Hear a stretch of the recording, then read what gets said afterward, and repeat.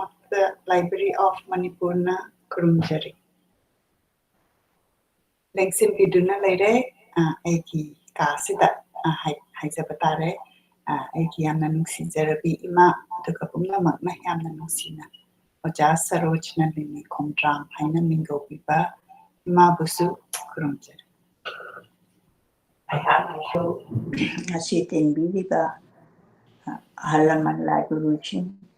ꯏꯆꯥꯁꯤꯡ ꯏꯅꯥꯎꯁꯤꯡ ꯏꯁꯨꯁꯤꯡ ꯈ꯭ꯋꯥꯏꯗꯒꯤ ꯄꯨꯝꯅꯃꯛꯄꯨ ꯈꯨꯕꯥꯝ ꯇꯔꯥ ꯂꯣꯟꯅꯖꯔꯒ ꯚꯛꯇꯤ ꯀꯠꯆꯔꯤ ꯅꯣꯡꯂꯨꯛꯆꯔꯤ ꯈꯨꯔꯨꯝꯖꯔꯤ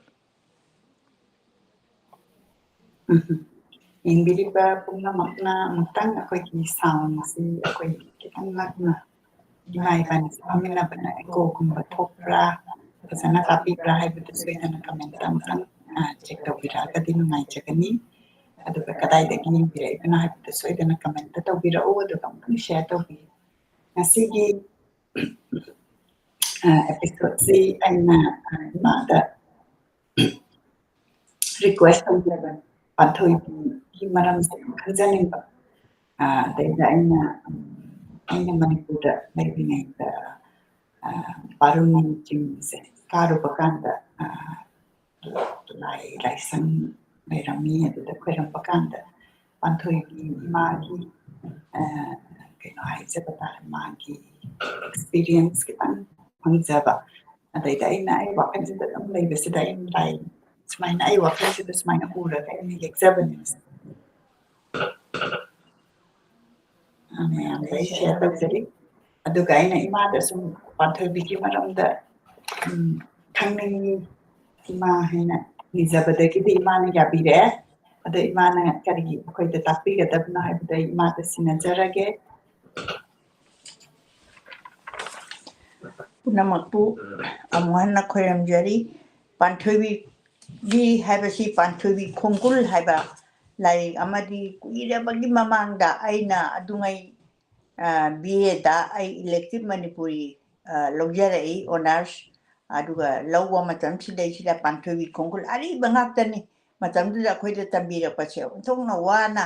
ꯑꯣꯖꯥꯁꯤꯡꯅ ꯃꯨꯟꯅ ꯇꯥꯛꯄ ꯑꯗꯨ ꯇꯥꯍꯧꯗ꯭ꯔꯒꯗꯤ ꯑꯩꯈꯣꯏ ꯑꯔꯤꯕ ꯂꯣꯟꯁꯤꯗꯤ ꯃꯇꯝꯗꯨꯒꯤ ꯉꯥꯡꯅ ꯁꯛꯅꯔꯤꯕ ꯂꯣꯟꯁꯤꯗꯤ ꯈꯪꯕꯗ ꯁꯦꯟꯇꯦꯟꯁ ꯑꯃꯒꯤ ꯃꯅꯨꯡꯗ ꯑꯩꯈꯣꯏꯒꯤ ꯋꯥꯔꯗ ꯑꯃ ꯑꯅꯤꯒꯨꯝꯕꯒꯗꯤ ꯈꯪꯕ ꯌꯥꯎꯔꯛꯏ ꯈꯪꯗꯕꯅꯁꯨ ꯅꯝꯃꯤ ꯑꯗꯨꯗꯒꯤꯗꯤ ꯑꯃꯨꯛ ꯑꯩꯈꯣꯏꯒꯤ ꯀꯩꯅꯣꯁꯤꯅ ꯃꯣꯏꯔꯥꯡꯊꯦꯝ ꯆꯟꯗ꯭ꯔ ꯁꯤꯡ ꯍꯧꯖꯤꯛꯁꯨ ꯑꯗꯨꯝ ꯁꯩꯁꯤꯗ ꯃꯥꯒꯤ ꯌꯥꯎꯕꯤꯔꯤ ꯃꯁꯤꯗ ꯃꯥꯅ ꯏꯕꯅꯤ ꯑꯗꯨ ꯏꯕꯤꯔꯀꯥꯟꯗ ꯑꯅꯧꯕ ꯂꯣꯟꯗ ꯑꯩꯈꯣꯏꯅ ꯈꯪꯒꯗꯧꯕ ꯑꯗꯨꯁꯨ ꯌꯥꯝ ꯀꯟꯅ ꯈꯪꯒꯗꯧꯕ ꯅꯠꯇꯦ ꯇꯤꯀꯥ ꯍꯥꯏꯗꯅ ꯃꯥ ꯇꯪꯈꯥꯏ ꯑꯃ ꯄꯤꯔꯤ ꯑꯗꯩꯗꯨꯗ ꯃꯥꯅ ꯇꯥꯛꯄꯤꯔꯝꯕꯒꯤ ꯃꯇꯨꯡ ꯏꯟꯅ ꯄꯤꯕꯤꯔꯝꯕꯒꯤ ꯃꯇꯨꯡ ꯏꯟꯅ ꯑꯩꯈꯣꯏꯅ ꯄꯥꯟꯊꯣꯏꯕꯤ ꯈꯣꯡꯒꯨꯜꯁꯦ ꯑꯩꯈꯣꯏꯒꯤ ꯑꯣꯖꯥ ꯃꯇꯝꯗꯨꯗ ꯀꯂꯥꯆꯥꯟ ꯁꯥꯁꯇ꯭ꯔꯤꯅ ꯂꯧꯏ ꯂꯩꯈꯤꯗ꯭ꯔꯕ ꯄꯥꯕꯨꯡ ꯀꯂꯥꯆꯥꯟ ꯁꯥꯁꯇ꯭ꯔꯤꯅ ꯂꯧꯗꯅ ꯑꯔꯤꯕ ꯂꯣꯟꯁꯦ ꯃꯗꯨꯗ ꯑꯩꯈꯣꯏꯅ ꯇꯝꯖꯔꯛꯄꯅꯤ ꯑꯗꯨꯅ ꯉꯁꯤꯁꯤ ꯑꯃꯨꯛ ꯄꯥꯟꯊꯣꯏꯕꯤ ꯁꯤ ꯀꯅꯥꯅꯣ ꯀꯔꯤꯅꯣ ꯀꯗꯥꯏꯗꯒꯤ ꯂꯥꯛꯄꯅꯣ ꯍꯥꯏꯕꯁꯦ ꯃꯃꯨꯠ ꯇꯥꯅ ꯏꯆꯥꯅꯁꯨ ꯈꯪꯅꯤꯡꯕ ꯑꯗꯨꯒ ꯃꯤꯌꯥꯝꯅꯁꯨ ꯃꯁꯤ ꯁꯦꯂꯦꯕꯁꯇ ꯍꯧꯖꯤꯛꯇꯤ MAꯗ ꯇꯝꯃꯦ ꯍꯥꯏꯅ ꯑꯩꯅ ꯇꯥꯖꯩ ꯑꯩꯈꯣꯏꯒꯤ ꯃꯇꯝꯗꯗꯤ ꯑꯩꯈꯣꯏ ꯀ꯭ꯂꯥꯁ 9 ꯀꯥꯔꯛꯄꯗ ꯑꯩꯈꯣꯏ ꯃꯥꯙꯕꯤꯀꯥꯁꯦ ꯇꯝꯃꯦ ꯑꯗꯨ ꯃꯇꯝꯗꯨꯗ ꯂꯥꯏꯔꯤꯛꯁꯨ ꯌꯥꯝꯅ ꯑꯏꯕꯁꯨ ꯊꯣꯛꯂꯛꯇ꯭ꯔꯤ ꯑꯗꯨꯅ ꯑꯗꯨꯗꯤ ꯌꯥꯝꯅ ꯃꯣꯗꯔꯟ ꯂꯦꯡꯒ꯭ꯋꯦꯖꯇ ꯏꯔꯛꯄꯅꯤꯅ ꯌꯥꯝꯅ ꯑꯩꯈꯣꯏꯅ ꯄꯥꯕꯗ ꯅꯨꯡꯉꯥꯏꯕ ꯑꯗꯨꯒ ꯍꯥꯏꯔꯤꯕ ꯄꯥꯟꯊꯣꯏꯕꯤ ꯈꯣꯡꯒꯨꯜ ꯑꯩꯈꯣꯏꯒꯤꯁꯦ ꯑꯩꯅ ꯂꯥꯏꯔꯤꯛꯀꯤ ꯃꯈꯨꯝꯁꯤ ꯁꯨꯃꯥꯏꯅ ꯊꯝꯕꯤꯔꯝꯃꯤ ꯁꯤ ꯄꯔꯤꯁꯠꯅ ꯐꯣꯡꯕ ꯂꯥꯏꯔꯤꯛꯁꯦ ꯁꯤꯗꯒꯤ ꯑꯩꯈꯣꯏꯅ ꯀꯩꯅꯣ ꯑꯣꯏꯖꯕꯅꯤ ꯑꯗꯨꯃꯥꯏꯅ ꯑꯩꯍꯥꯛꯅ ꯃꯌꯥꯝꯗ ꯎꯠꯆꯔꯕ ꯃꯇꯨꯡꯗ ꯋꯥꯍꯧꯗꯣꯛꯇ ꯄꯤꯔꯤꯁꯤ ꯌꯥꯝ ꯆꯪꯈꯣꯟꯅ ꯁꯥꯍꯤꯇ꯭ꯌ ꯄꯔꯤꯁꯠꯅ ꯐꯣꯡꯗꯅ ꯑꯅꯧꯕ ꯂꯣꯟꯗ ꯍꯟꯗꯣꯛꯄ ꯄꯥꯟꯊꯣꯏꯕꯤ ꯈꯣꯡꯒꯨꯜ ꯁꯥꯍꯤꯇ꯭ꯌ ꯚꯨꯁꯟ ꯃꯣꯏꯔꯥꯡꯊꯦꯝ ꯆꯟꯗ꯭ꯔ ꯁꯤꯡ ꯁꯥꯍꯤꯇ꯭ꯌ ꯚꯨꯁꯟ ꯐꯪꯉꯤ ꯁꯥꯍꯤꯇ꯭ꯌꯗ ꯌꯥꯝꯅ ꯃꯃꯜ ꯑꯋꯥꯡꯕ ꯊꯥꯛꯀꯤ ꯀꯩꯅꯣꯅꯤ ꯇꯥꯏꯇꯜꯅꯤ ꯄꯟꯗꯤꯠ ꯑꯆꯧꯕ ꯄꯟꯗꯤꯠꯇꯁꯨ ꯑꯆꯧꯕ ꯚꯨꯠꯇ ꯄꯔꯕ ꯁꯚꯥꯄꯇꯤ ꯃꯅꯤꯄꯨꯔ ꯁꯥꯍꯤꯇ꯭ꯌ ꯄꯔꯤꯁꯠꯀꯤꯁꯨ ꯃꯇꯝꯗꯨꯒꯤ ꯃꯥꯅ ꯚꯨꯠꯇ ꯄꯔꯕ ꯑꯩꯗꯤ ꯁꯚꯥꯄꯇꯤ ꯑꯩꯗꯤ ꯄ꯭ꯔꯁꯤꯗꯦꯟ ꯑꯣꯏꯗꯅ ꯃꯅꯤꯄꯨꯔ ꯁꯥꯍꯤꯇ꯭ꯌ ꯄꯔꯤꯁꯠ ꯔꯤꯁꯔꯁ ꯁ꯭ꯀꯣꯂꯔ ꯃꯅꯤꯄꯨꯔ ꯗꯥꯟꯁ ꯀꯣꯂꯦꯖ ꯁꯨꯃꯥꯏꯅ ꯏꯔꯒ ꯊꯝꯕꯤꯔꯝꯃꯤ ꯑꯗꯨ ꯃꯇꯝꯗꯨꯗ ꯐꯣꯡꯕꯁꯤ ꯊꯣꯛꯆꯣꯝ ꯖꯣꯒꯦꯟꯗ꯭ꯔ General Secretary Manipur Sahitya Parishad se matamdugi puba secretary he sahi asu puba ina lerakanda oja thokyom jogindra akoi buyamna lun tawbirakpa adugumba ojani aduna mahakna kano Manipur Sahitya Parishad Pauna Bazar da lengai sida mana General Secretary oingai sida phongbada mahaki warol khara thambiri adumak haujan jarage ahanba maktada aphongbagi warol Manipur Vishwavidyaloygi Manipuri MA na chingbada textbook oinariba Manipurgi asengba amadi awangba sahitya kala Sanskriti punafam oiriba lairik Panthoibi Khongkulgi suba khunam aidi sum khunam se mathang chathabana sina suba khunam nohona namduna puthokjare mana public ja haijarakpani Sargya Morangthem Chandra Singh Sahitya Ratna Pandit Achaubana Ekhoi Miyamgi Oiba Haujiki Araiba Londa Handok Thambiramba Achauba Khudol Aduda Karigumba Amata Hanagi Kunamda Shoba Yaukiba Banana Chingba Karadi and Chinjaki Aduga Shandok Chati Haiba Hadaki Kunamasi Puthongna Bohanabada Maipunana Awa Wikiba Ningto Kongjam Kel Chandra Lakidre Laiwekre Aduga Manipur Sahitya Parishad Impalna Singamdraba Laman Tonchinjare Hajaning Ojagi Nintokognam Babun Keltanda Sigishu Achauba Abadanji Lay Haina Aibana Aidi Akoi Apongbana Haibirami Aduga Telaba Matangi Manunda Swangam Punamakut Nayan Biraga Putonaba Hotna Kiba Nakanano RV Printing House Impalgi Manager Amadi staff member ID Printing Press Tubuni Punamaku Manipuri Sahitya Parishad Tawimel Khangba Uchari Karamba Chahida Tang Kuntaret Tataret English Amaga Chanipan Lishingama Chamapan Marfutare Napigeni Lishingamaga Chamapan Marfutaretani like him Anova Chuba Pongis Masida Panthubihi Kanano Karino Haiba Akogi Dr. I.S. Kangjam General Secretary Ubibana Mushu 1999 gi May ki tang mangada wahai kharasu phongdok pirami makoina aiba sing amadi Sahitya bu yamna khang hairaba oja guru singna pibirami bache wari haudraga su yamna machi akoina khangbada aikogi yamna maru oibani haina ayangna mathang china pajabani Lai Oikraba Matamagi Machau Singna Lai Oikraba Machau Singa Kangai Sing Haibani Tambiramba Ariba Lai Singbu Komdinduna Adu Anoba Londa Wanto Piraga Pongdopa Haibase Manipur Sahitya Parishad Impagi Yamna Maru Babandam Ni Padamashiri Makada Take Agi Mamanda Pantubi Kongul Koba Ariba Lairik Ashe Manipuri Chaknaira Pandit Chanako Nungi Pandit Aduga Achobo Viramba Morangthem Chandra Singna Sampadan Tauraga Parishata Pongdok Chaki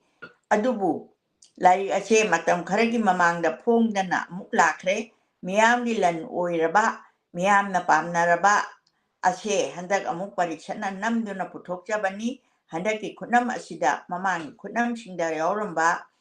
Aran Ohi Wahiwata Amadi Banan Lan Banaching Batum Tokja Naba Hotnazay Masigi Matanga Sri L. Ashokumar Singhagi Chauraba Mateng Pangjay Masigi the Makta L. Ashokumar Singhagi Mapamda Parishana Tawimel Kangba Uchari Larik Ashe Manipur Gimiam Mapamda Amohana Lantokjari Dr. I.S. Kangjam General Secretary Mahana Sumna Mutambirami Hari Balarik Ashe Mapama Sida Su Ehana Tamjara Palarik to Su Ehana Pujaratre Maram Aduna Aikoina Amuk Masi Miamda Yam introduction pinning ba Panthubi Chikanano Karmine Todana Magi Chayon Chikamine Tawi Panasing Bache Kang Bachi am Nakanaba Ama Oigani and a Kanjaba Dagi Akoina Loktopa Dukadai Dagi no Ibema Archive Dagi Agi Chanupina Tirakanda Print out Amuloktoga Ayana Naena Miami Tawanche ꯇꯧꯖꯕꯅꯤ ꯑꯁꯣꯏ ꯑꯔꯥꯟ ꯄꯨꯝꯅꯃꯛ ꯉꯥꯛꯄꯤꯒꯅꯤ ꯑꯔꯤꯕ ꯄꯥꯕꯁꯦ ꯑꯩꯉꯣꯟꯗꯁꯨ ꯇꯨꯖꯨꯡꯕ ꯄꯣꯛꯆꯕ ꯀꯩꯅꯣ ꯃꯈꯜ ꯑꯃꯅꯤ ꯋꯥꯃꯥꯡ ꯌꯥꯟꯕ ꯋꯥꯍꯩ ꯈꯔ ꯑꯃꯨꯛꯁꯨ ꯍꯥꯏꯔꯤꯒꯤ ꯃꯁꯤꯗ ꯄꯥꯟꯊꯣꯏꯕꯤꯒꯤ ꯃꯔꯝꯗ ꯈꯔ ꯑꯩꯈꯣꯏꯅ ꯇꯥꯛꯄꯤꯕ ꯍꯧꯔꯛꯑꯦ ꯈ꯭ꯔꯤꯁꯇꯥब्ꯗꯅꯤ ꯈ꯭ꯔꯤꯁꯇꯥब्ꯗ 1368ꯗ ꯐꯝꯕꯥꯜ ꯀꯥꯈꯤꯕ ꯑꯩꯗꯤ ꯅꯤꯡꯊꯧ ꯑꯣꯏꯈꯤꯕ ꯍꯥꯏꯕꯅꯤ ꯃꯩꯇꯦꯡꯉꯨ ꯈꯣꯡꯇꯦꯛꯆꯥ ꯌꯣꯏꯔꯦꯝꯕꯒꯤ ꯃꯇꯝꯗ ꯑꯀꯣꯏꯖꯝ ꯇꯣꯟꯕꯣꯏꯅ ꯄꯥꯟꯊꯣꯏꯕꯤ ꯈꯣꯡꯒꯨꯜ ꯍꯥꯏꯕ ꯂꯥꯏꯔꯤꯛ ꯑꯁꯤ ꯏꯈꯤ ꯃꯇꯝꯗꯨ ꯈꯛ ꯌꯥꯝ ꯉꯜꯂꯤꯉꯩꯒꯤꯕꯨ ꯈ꯭ꯔꯤꯁꯇꯥബ്ꯗꯁꯦ ꯉꯁꯤꯗꯤ 2023 ꯃꯇꯝꯗꯨ 763 1368ꯗ ꯅꯤꯡꯊꯧ ꯑꯣꯏꯈꯤꯕ ꯃꯁꯤꯗ ꯇꯣꯟꯕꯣꯏ ꯍꯥꯏꯁꯤꯅ ꯑꯀꯣꯏꯖꯝ ꯇꯣꯟꯕꯣꯏ ꯍꯥꯏꯁꯤꯅ ꯄꯥꯟꯊꯣꯏꯕꯤ ꯈꯣꯡꯒꯨꯜꯁꯦ ꯏꯈꯤꯑꯕ ꯂꯥꯏꯔꯤꯛ ꯑꯁꯤ ꯄꯥꯔꯛꯄ ꯃꯇꯝꯗ ꯁꯤꯖꯤꯟꯅꯔꯤꯕ ꯋꯥꯍꯩ ꯋꯥꯔꯦꯡꯅꯁꯤꯡ ꯑꯁꯦ ꯃꯄꯥꯜ ꯊꯣꯡꯗ ꯃꯇꯤꯛ ꯆꯥꯕ ꯁꯥꯍꯤꯇ꯭ꯌ ꯑꯣꯏꯅ ꯎꯕꯒꯨꯝ ꯃꯅꯨꯡꯒꯤ ꯚꯥꯞꯇ ꯌꯦꯡꯂꯒꯗꯤ ꯕꯤꯒ꯭ꯌꯥꯟꯒꯤ ꯑꯊꯨꯞꯄ ꯋꯥ ꯐꯖꯅ ꯐꯣꯡꯗꯣꯛꯏ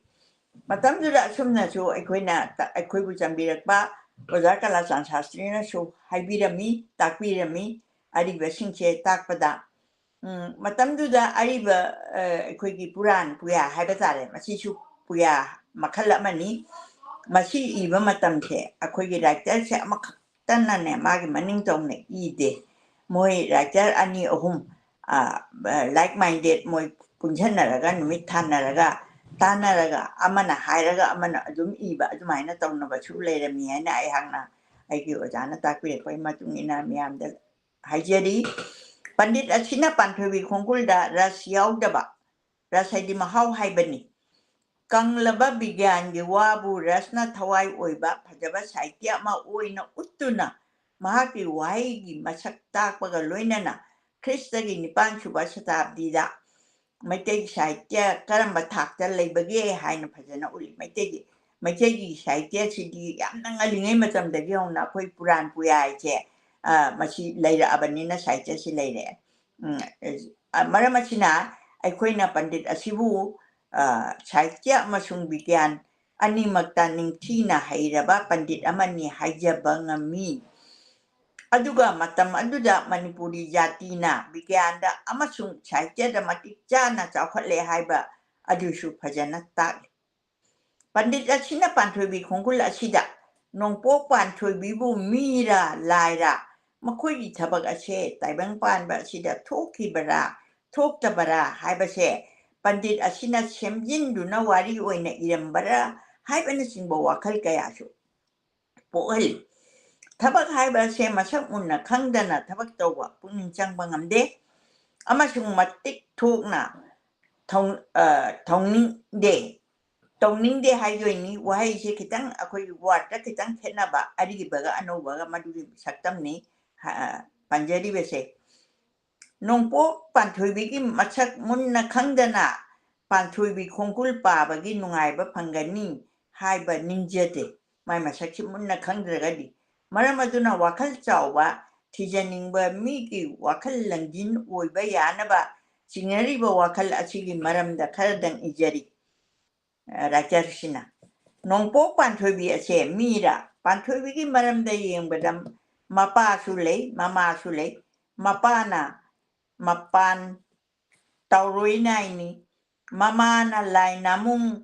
ꯅꯥꯃꯨꯡꯕꯤ ꯀꯧꯏ ꯃꯇꯝꯗꯨꯒꯤ ꯑꯩꯈꯣꯏꯒꯤ ꯃꯤꯡ ꯊꯥꯁꯦ ꯍꯧꯖꯤꯛꯇ ꯂꯩꯔꯤꯕꯁꯤꯒ ꯌꯥꯝ ꯊꯤꯅ ꯈꯦꯠꯅꯕ ꯃꯇꯝꯗꯨꯒꯤ ꯑꯗꯨ ꯃꯍꯥꯛꯀꯤ ꯃꯕꯨꯡ 7 ꯂꯩ ꯃꯃꯥꯅ ꯃꯍꯥꯛꯄꯨ ꯈꯥꯕ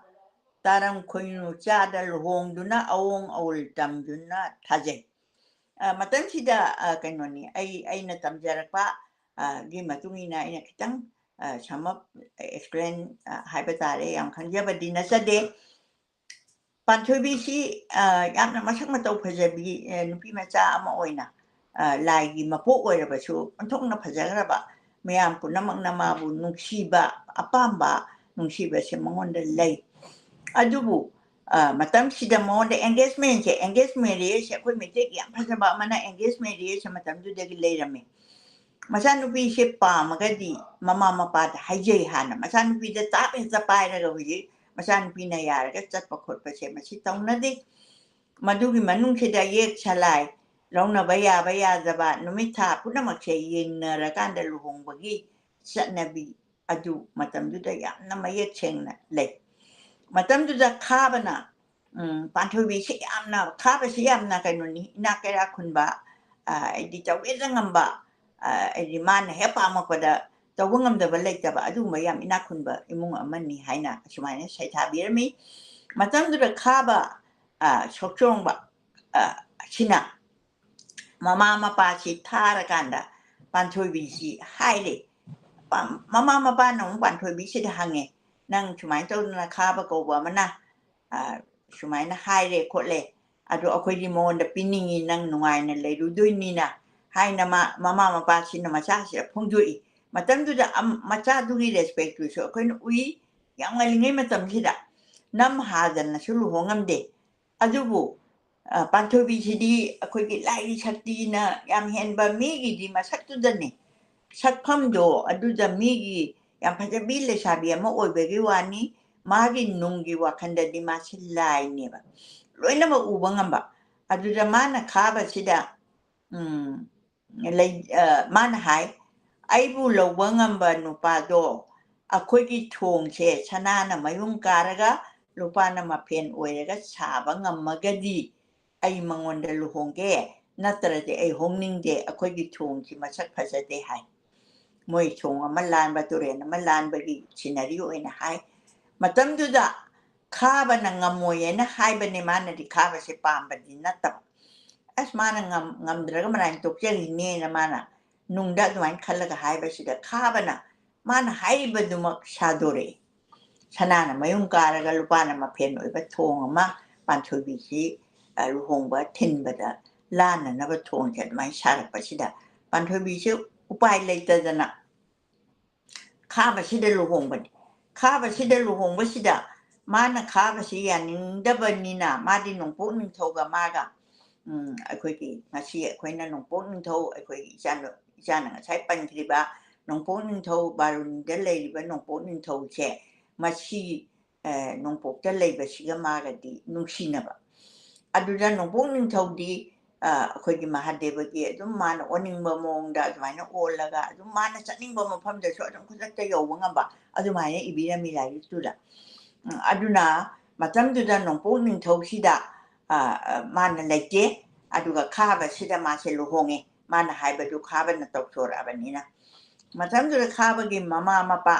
ꯃꯃꯥꯁꯤꯒꯤ ꯃꯃꯤꯡꯁꯤ ꯃꯅꯨ ꯇꯦꯡꯑꯥ ꯍꯥꯏꯕꯅꯤ ꯃꯄꯥꯗꯨꯒꯤ ꯃꯃꯤꯡꯗꯤ ꯑꯩ ꯅꯤꯡꯁꯤꯡꯕ ꯉꯝꯖꯗ꯭ꯔꯦ ꯑꯩꯅ ꯇꯝꯃꯛꯄꯒꯤ ꯋꯥꯔꯤꯔꯣꯝꯗ ꯊꯩꯗꯣꯛꯑꯒ ꯃꯥ ꯀꯔꯝꯍꯥꯏꯅ ꯇꯧꯈꯤ ꯍꯥꯏꯕꯗꯨꯒꯤ ꯃꯔꯝꯗ ꯈꯤꯇꯪ ꯁꯝꯃꯞ ꯇꯧꯖꯕꯅꯤ ꯑꯗꯨꯅ ꯃꯥꯁꯤꯅ ꯈꯥꯕꯁꯦ ꯈꯥꯕꯒꯤ ꯏꯃꯨꯡ ꯃꯅꯨꯡꯅ ꯃꯥꯕꯨ ꯍꯪꯒꯣꯏꯅꯕ ꯃꯥꯏ ꯃꯅꯥꯛꯇ ꯃꯔꯨ ꯑꯣꯏꯅ ꯍꯥꯏꯔꯕꯗ ꯃꯥꯏ ꯃꯄꯨꯔꯣꯏꯕꯅꯦꯅ ꯑꯣꯏꯔꯤꯕ ꯈꯥꯕꯁꯦ ꯃꯥꯒꯤ ꯃꯅꯥꯛꯇ ꯆꯪꯕ ꯉꯝꯗꯦ ꯍꯥꯏꯕ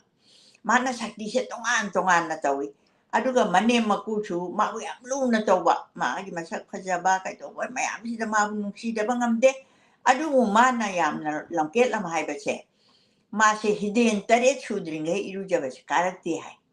ꯍꯤꯗꯦꯟ 8 ꯍꯥꯏꯗꯤ ꯍꯤꯗꯦꯟ ꯍꯥꯏꯗꯤ ꯑꯩꯈꯣꯏꯒꯤ ꯇꯨꯔꯦꯟꯁꯤꯗ ꯀꯨꯝꯃꯒ ꯃꯥꯒꯤ ꯍꯤꯗꯦꯟ ꯁꯦꯝꯃꯒ ꯂꯩꯕꯗꯣ ꯍꯤꯗꯦꯟ 8 ꯃꯥꯁꯦ ꯏꯔꯨꯖꯔꯒ ꯀꯥꯔꯛꯏ ꯍꯥꯏ ꯌꯥꯝ ꯊꯦꯡꯅ ꯑꯗꯨ ꯃꯅꯦꯝ ꯃꯀꯨꯅꯗꯤ ꯄꯥꯝꯗ꯭ꯔꯒꯁꯨ ꯃꯉꯣꯟꯗ ꯍꯥꯏꯕꯁꯦ ꯁꯨꯡꯉꯝ ꯍꯦꯛꯇ ꯉꯝꯗꯕ ꯑꯗꯒꯤꯗꯤ ꯅꯣꯡꯃꯗꯤ ꯃꯥꯁꯦ ꯑꯩꯗꯤ ꯂꯣꯡ ꯂꯩ ꯃꯣꯏꯒꯤ ꯌꯨꯝ ꯈꯨꯗꯤꯡꯃꯛꯀꯤ ꯂꯣꯡꯁꯤ ꯄꯨꯔꯒ ꯉꯥ ꯐꯥꯔꯨꯒꯦ ꯍꯥꯏꯅ ꯆꯠꯈ꯭ꯔꯦ ꯃꯅꯦꯝ ꯃꯀꯨꯅꯁꯨ ꯍꯣꯏ ꯐꯔꯦ ꯉꯟꯇꯥ ꯍꯜꯂꯛꯎꯀꯣ ꯍꯥꯏꯅ ꯃꯥꯏ ꯃꯃꯧ ꯅꯨꯄꯤꯁꯦ ꯌꯥꯝ ꯅꯨꯡꯁꯤꯅ ꯇꯧꯔꯒ ꯃꯥꯅ ꯉꯥꯁꯦ ꯐꯥꯕ ꯆꯠꯄꯗ ꯇꯨꯡꯒꯣꯟ ꯑꯃ ꯄꯨꯔꯒ ꯃꯥꯁꯦ ꯉꯥ ꯐꯥꯕ ꯆꯠꯈꯤ ꯉꯥꯁꯤ ꯐꯥꯕ ꯆꯠꯄꯗ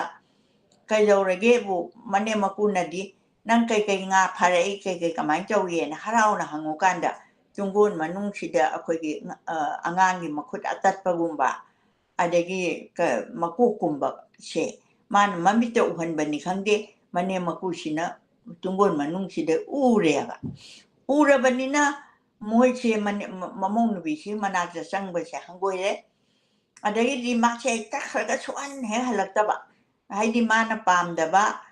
imungni ko mana lady shishu aduga nupa chiga masu nupa shishu mabu ki jana mai nupi amagi nupa amagi adugi loncha tudiki wang mata lady adaidi nongpong ning chausi la la aga mache tumina ga loli mana nongpong ning chausi loli adu phatta ba kai do ba to ba nate nongpong ning chauga maga che unna ba khotna ba gi wari sara adumak palli aduga mamai changda amu kai do rage na haibabu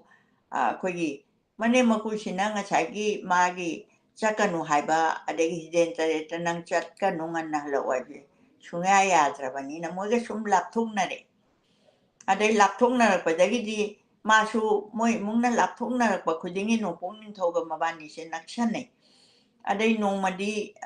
chi wari se samjela akanda nong pong ning thau chi na kano panthoi bi chi puraga khabagi mayumdagi lona chathibani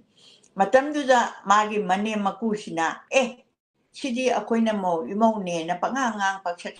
adagi amasu walami ay kanoda noma ma se chuan halakta dana magi makubo se nare na hajel sire na hajel mai makubo se asiba sajanare piyangoba na kusal aduga pathobi se theng na hale hala akanda makubo se sijana bane sin madi khangba asmane po manu tenga naga kapi ko adu zuaina kaptana kai da makta no maku wok chire haga di mayum halakanena kapi ba toksanari ba adu mana di u banina phare machi de ai tawra ke ngasi de gi di ai che moina pam halaroena mana yoshingot aina khogi ke yot ki chagi am pupa ma leibani machi mai de i aga maku wok tu da thamme ba thambasi de maku wok tu shi de banina masha hogoleba mana kapaga hogole sare sire na matamduna noi kari ke ngona toksanari hairamaga magi chatpa yanabado adudagi di mache khabagi sokrongbagi mayumje adumak thadokre kanda ka jore adumain tawdana mane maku adagi kayoi lekai na mana tawramin sidi lai chatamnina magi mandira masaraga khoi la la si haidana mogi sumangduda panthuibigi mandir ma sai hai madujagi hona lai harauba che hogi haidana akoina tamakpa lai mamutana oja kaino lai tu paraga babung kalajana takwirami sumaina ai thamjage mapa mama na mabu ai lai tam onjanjare mapa mama na mahaku khaba taram khoinu jada luhongduna awong awul tamduna thaje nupa mayunda leingada yum pan bagi hona ba maku manem wa ina thabak chat pana chingbadi tawi mahak thajaba yaraklaba ningthau chapai ba gida adagi magi wari jo mana hai ningthau chapai ba gi so hairaba mai engagement do mai samna i bejani mathang da khaba sokrong bana macha nu pataram khoinu jagi jamak luhongi miyo bena chat palam chat chali mahaki maku bo khaba kanglei ningthau ni panthobi mai chai ningthau gi macha nu pi ni haina iri panthobi no po lona munaba matamda masagi masak taknaba dana panthoibina tangkul charam nupi ni hai nopongna mahagi tangkul hujo pakhang ni hai to aduna mana lai harauba maitegi lai harauba seloi ba matam sida angang yeng haide yengaga na loi phau la haide haiba yamna nungsiba makhon khonjel amaga loinana akhoi tangkul panthoibiga aduga nongpoka moi anigi jagoi sina haiba lai harauba se maduda hoba lai harauba se hujik phawbada ngasi phawbada sathari panthoibina khaba mayumda leirabada nongpongna haiki ba sanok tampa haidurini tampa hai matamduga ariba loni wangam lon kaina aigi yum paiman nungchangpi nangpu napal tangchakte natu mithate haiba natapara khaba maralia ja katau nongkin yang koi ngakpano aduga panthoibina kumbawana angau pa mai kano duda koi khaba da kumba angau pa isapi thawai imilel ta tamapa nachanau aina khaba maral ꯌꯥꯏꯗ ꯃꯔꯥꯜ ꯌꯥꯏ ꯍꯥꯏꯗꯤ ꯌꯨꯝ ꯍꯥꯏꯕꯅꯤ ꯑꯩꯈꯣꯏ ꯍꯧꯖꯤꯛ ꯐꯥꯎꯕꯗ ꯑꯗꯨꯝ ꯈꯪꯖꯔꯤ ꯃꯔꯥꯜ ꯌꯥꯏ ꯅꯔꯥꯜ ꯌꯥꯏ ꯌꯧꯔꯕ꯭ꯔꯥ ꯃꯔꯥꯜ ꯌꯥꯏ ꯃꯥꯒꯤ ꯃꯌꯨꯝ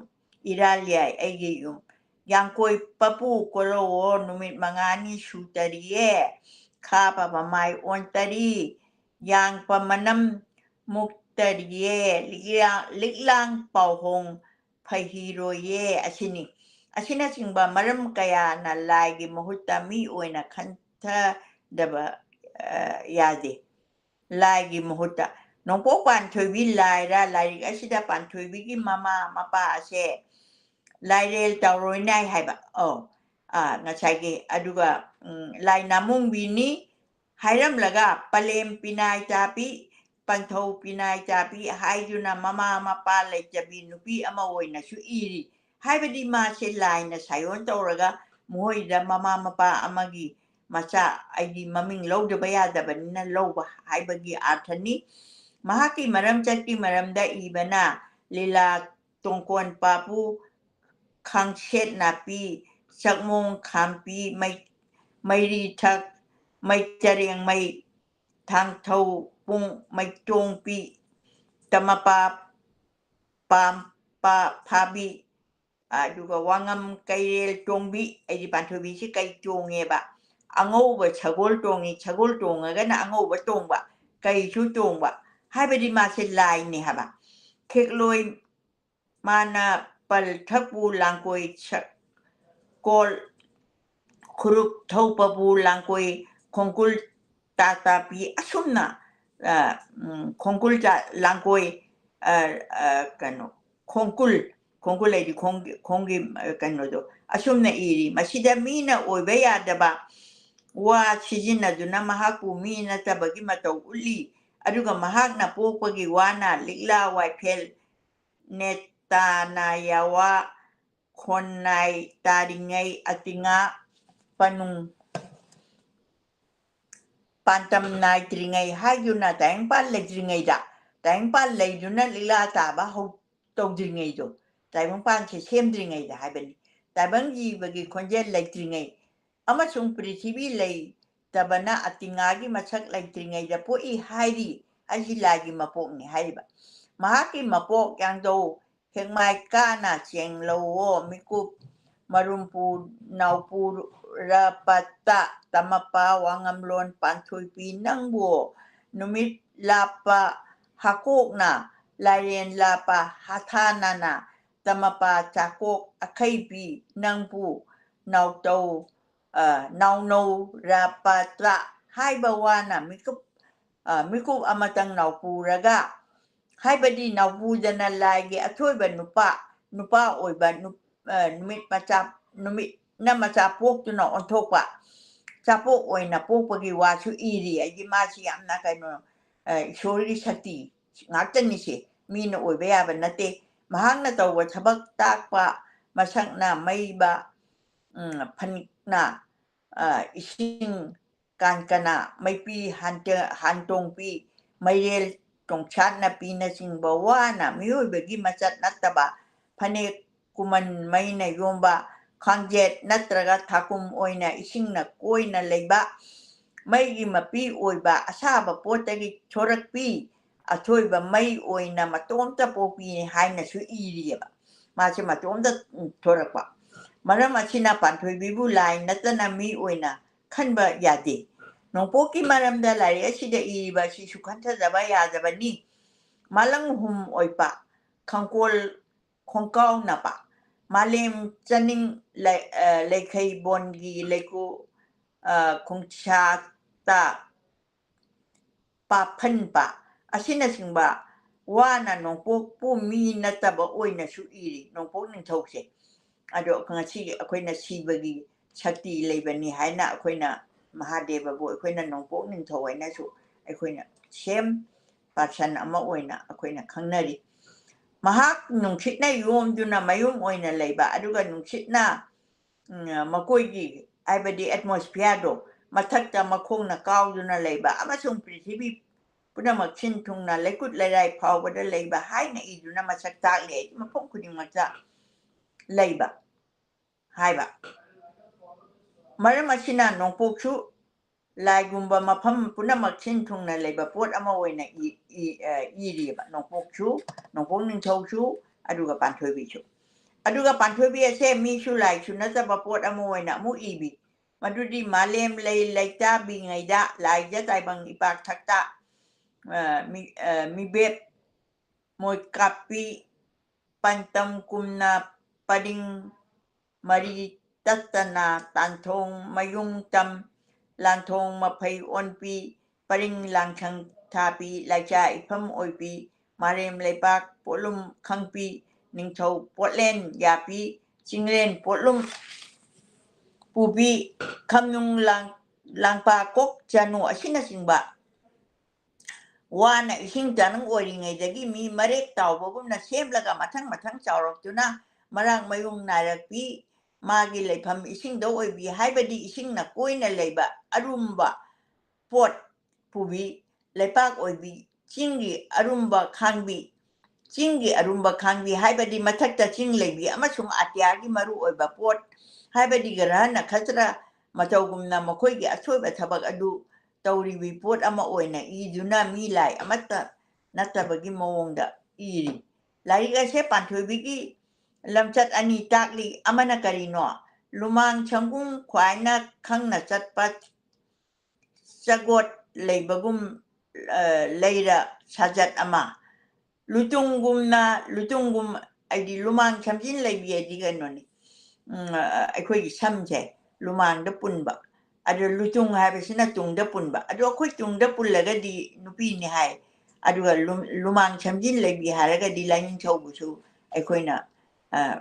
กันน describe เจ้าว่าคุยนะตามปัจจัยแห่งนั้นจะได้มีนะขังนั้นจะบัชาจัดนะโอ้ยนั่นนะจัดบัชาจัดมาชินีมหากาเชนุปานุปีมาสักครั้งเดียวให้นะชมอีรีมาดูดินุกีนุรัมตาปีปากีปารัมสักปี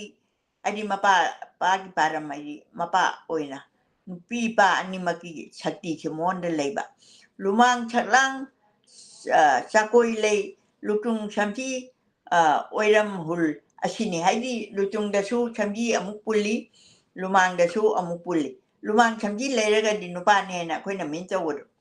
เลยป้ากุมปุลุมปูบะงำบะมาทักจะชิงยามปูบะงำบะทุบะของจัดอามาชงอัตตะปะของจัดอันนี้ทุกนะจัดปะพูดโอยนะอีอยู่นะมีไหลอันนี้มาโอยจะบะพอชักอามาโอยนะชูอามุอีมาแล้วมาชิดกี้ไอ้คุยนะมาคุยกินมามิ่งเชน้องพวกปันถอยบีอันนี้ไอ้สิทุกายอยู่ในยังบัดมาข้ากีสิพังงี้น้องพวกไอ้ดินน้องมาจินชันบะพวกปะไอ้ดินน้องพวกไอ้เกะนัตระกันน้องบุพวกปะน้องจูฮันบะน้องพวกอาทิยาน้องทัก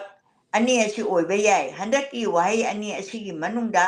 หลายไอ้สิกิน้องพวกกัดจานนะบัดไม่เคยกีอาทิยาเห็นนะจันเองไม่เคยขังนะบ้าน้องพวกโอยแล้วก็ดีมาลังหุ่มโอยบ้าขังกอลนะบ้าให้บ้าว่าอามาชงปริธิบิกิเล็กุเลยได้ยงนะชินบัตุงนะเลยบ้าให้บ้าว่าให้ชิงอาเชชิจินะบ้ายาเดอดุนันน้องพวกอาทิยานี้ปันทวีว่าให้อาศิทุกายอยู่ในยังบัดาสุมนะถุยปานบัดาจังกระดับถอยยกปะปวดปีบะให้บดีปานบัดาจังกระดับปวดปีบะปานถอยแต่บางปานบะสิดามีอยเป็นนับปานบะจะมาติจาบะปวดปีระบดี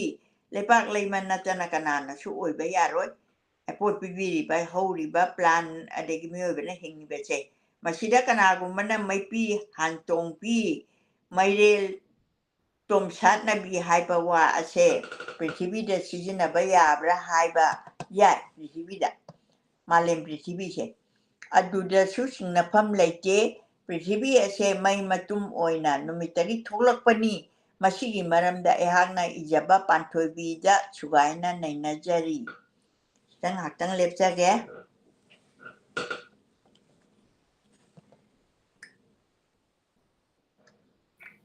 Yang nanai pergi step pantai pergi pagi meaning se kau na different way that kau na kang bangam ba haibati sai pan bada changadaba bibiba mase the minus su akoina khanba yai na che imana patbeki larik sita I biramba ki matumina mama katabi Panthoi bi khongkul gi ahobada panthoi pi bi se kona olakpane akhoi gi lon che sum akhoi gi kari haini nat lon chi akhoi gi culture che sum awon balaka on draga di civilized tawte haina mai takpirami akhang ai chingna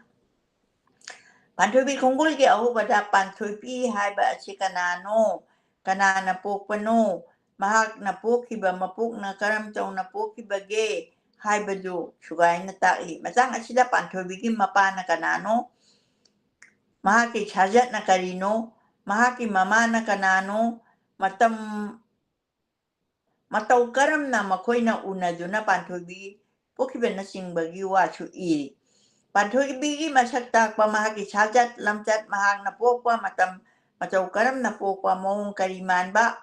aduga mapagi phibam na karam tawben na chingba phajana ta'i matang asida panthobigi masak takpaga loinana mama mapagi masak phawba ningthi na ta'i panthobi chawlabada mahaki mapa chaba mina hajaba horagle inkhalakpada mana ngasai masak panjagre mahak yam phajaba taibong miyoiba na mawanda nungsidaba amta hek leitaba hek yengbada nungsiba thawjan yawba punamak che oiba Ningthau Chapaiba Hairubada Yakide, Chapaiba Han Hairubani. Aduga Kaba Chokrongwana Masa Nupa Taram Kunushagi Haiduna, Kaba Chokrongwa China Mabani, Taram Kunushagi Haiduna Ong Oldam Duna Luhongi, I demand as I demand of you fulfill our abada. Mahang na Nupama Yunda Labor Matam the Lekai Kuiduna, as I Haje Panjaki Vedo. Hidel kuding iruja bagi wai mamai changba da nongpoka thengna juna makoi ani unabaya na bagi ilching ba longkon ba adagi pam sheng bana chingba thabak ki jamak mayum da layatra ba da khaba chokrong ba shishinaki khaba chokrong ba maku bokhini ko nga sai hai panjaki bedo aduda mahang na saw duna chara helaga hamai piu haina manem pokte tatana hairabada manem na sauduna machal arabana makuta haplu badagi mai oina pai khraga nong pok chena thengna duna sidana awa mamu hen ba mamu leirame mai oina pai khraga thengna nong poka thengna duna nongmai jin do nyong na sakhi mafam adura lai mayam na nong poku lai mayam gi ning tho hap duna panki nong pok na lai gi ning tho oina palabada Leilang duna harawa augri hangkelgi wa iraga anoi rol masi lahrawa gi marol ngatani matang asida maite yegoe si kanana hodolaga kanadagi tamlatuna lebak asida sandoki bagi haiba adusu anoi ronda kang lei yegoe amasung sakpa yegoe anigi wa matang da panthoi bigi sabam lesabi Oyuna pam yaling aja nongpong na huchok pakang oyna lak laga laupam munnaba amasung makoi ani khatnaba da panthobina chawduna masak taklak labada khanglak tuna khatnaba toki bagi wari su iri asomda nongpo panthobina nongmai jingda pankre khabagi mayum khaba chokrong bana panthobibu tanaru bagi mafam Kangdana halak labada manu tengana Pantobina makoida leiringai da sijina ramba pimal samjet hat pada kelhoba sam adagi cilambal lei nachom amanba adu pura duna nomajing da ka duna pantobibu ninjarure mahaki matau ubada sanbi duna lai matai manau ke aseng ba masak ulak labada khaba mayumda chaklon katna naba manu tengana hajare Adi khaba gi memda halaga ma chaklon katpado lai chaklon katpa na lai gi dama katpa chak si chaklon katpa hai na koi madudagi khaba na nongpo panthoi bubu chaklon katlaga kubam yadu na lakchaki amasung chahi kudingi chaklon katlaga lai rau ba hoki bagi wai masigi masangda ลายเรียนบัปออกชายอิเชยอีดนะมีโอยบนายยุมปานนะบัดจักกะตะบัชาจัดดิจัดนะจิงบะอีอดุกะปันทอยปีนะตาวะมีนะงำดะบัทบักกะยาปันทอยคงกุลกีดาวกีว่าลอยไอดีปันทอยคงกุลกีชิดะมีนะงำดะบักกะยาอีอารวยเบดาลายอาชีพาบีบะอีบุงอยบีมาชินีมาพัมดาบานานกีมารมดาขณะตั้งนิชินจดีลายอาชีบีเบดาบานานชิงอาเช่ไม่ใช่ไม่เจอีบีบันนีน่าบานานกีคิดตั้งอินาจับะอีจับันนีอีจับันนีอดูกะอารานบาลูนกีบานานชูคนโตกีมาตุงอินาไม่เอกจารุมายังขายเจระบชูไทยนักีคนโตจ้ากังชินบะอามาชุงลำบากกีมาตุงอินาอีจับันนีกันอากุมันนะกากาบากากากาปากานากาบากาคนโตเลยบอยไฮบะยาวรีอดุนาคนโตมังบากุมโตวดีอุกาบกีดกีอวนบันนี่อุกาบดกีอวนบันนี่ไม่ใช่กี่คนโตจะมาดูบุบาไฮบานาตาชียมนะวันไหนอะคุยอยู่จู่มันในปุริล้วนกี่ดีบานานามาช่วยกี่แบบอาถรรพ์มาดัดดุมชักกี่แบบมาสิอยู่ช่วยดุมตรงนั้นดิมันมาดูนะบาชุนนะชูชีจนะพัมจ้าบัดจำน่าจะได้อาจารย์บอกมาพัมดาฮัชชันตาชีจนาริโอเจฮัชชันตาชีจนาคิดเลยมาชิกิมารมนาบังลาโลนัตบะอากุยนี่สันสกฤตฮินดีไม่ใช่นาจิงบัดจันนาบะมาตุงอินะฮัชชันตาฮาปันอดุกิมาทักตามไม่ใช่ลวนดาฮัชชันตายาวเดรบดีอากายบกายอะไรอยู่ที่ฮัชชันตาหัมนั่นเลยอามาตาปนังกีพิกาเชคุยดียามนั้นสุดคนน่ะชุดทำบีรัมดาบะหายใจหลายคนน่ะอาดูงั้นใช่กี่อากาศก็ตันเทโนก็มุดเทโนก็อันนี้สิกันโอเคนะบัชูไอ้คนน่ะไอ้คนที่มาจำพอไปเดียวคนน่ะขังใจไอ้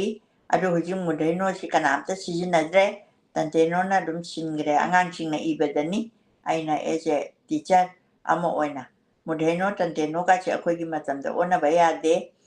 อาดูน่ะมณีปูร์ให้ไปเช่มณีปูร์ไอ้ชั่วมุดเทโนน่ะมณีปูร์ไอ้เช่ลุมมาก็เดียเนี่ยคนน่ะมุดเทโนน่ะอีเดียคนที่มาจำแต่อาดูอยู่มุดเทโนสิมังครับวันนี้นะตันเทโนน่ะมณีปูร์อาดูอีเล่อาดูเบงกอลีสคริปต์อามุลอยครับวันนี้นะลอยนะบักอามุลูกเลยใช่ไหมให้เจนี่อาชินจิงบากีอาชินจิงบาปาร์ก็อัตโตปาร์ทมาจะจักคิดูนะภาพตายามนะใครเนี่ยแบบใครเลยไอ้ดีอาร์ทดูอามาจะจักรกันดีอาร์ทดูไอ้เนี่ยปีนึงเมื่อกันว่าจุดยาเด็ดนะอาร์ทดูดยาจะแบบมาเริ่มดีตานบะไฮบะเชตตานบะ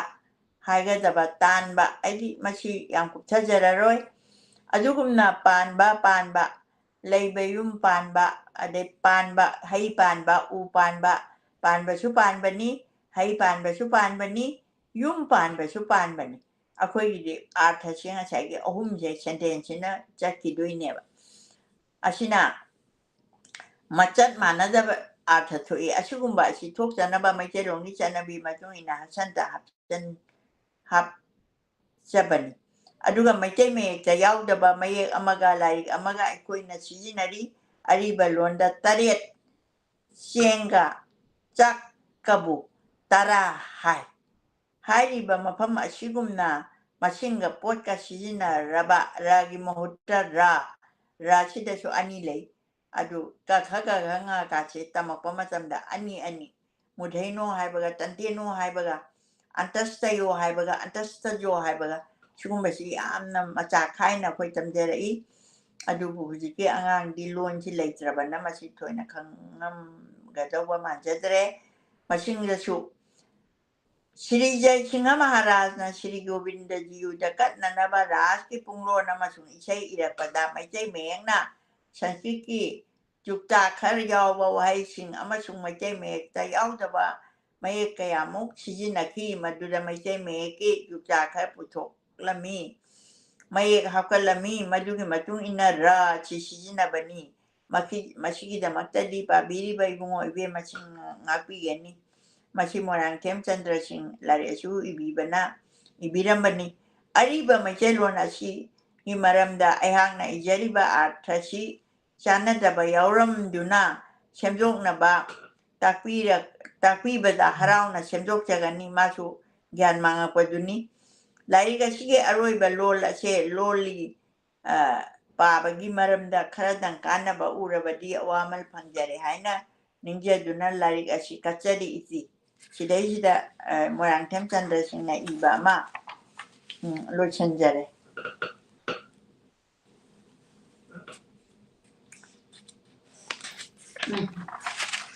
ꯑꯗꯨ ꯌꯥꯝꯅ ꯃꯁꯤꯒꯤꯗꯃꯛꯇꯗꯤ ꯑꯗꯨꯅ ꯂꯣꯏꯁꯤꯟꯒꯗ꯭ꯔꯥ ꯃꯁꯤꯗ ꯑꯩ ꯂꯣꯏꯁꯟꯅꯤꯡꯉꯦ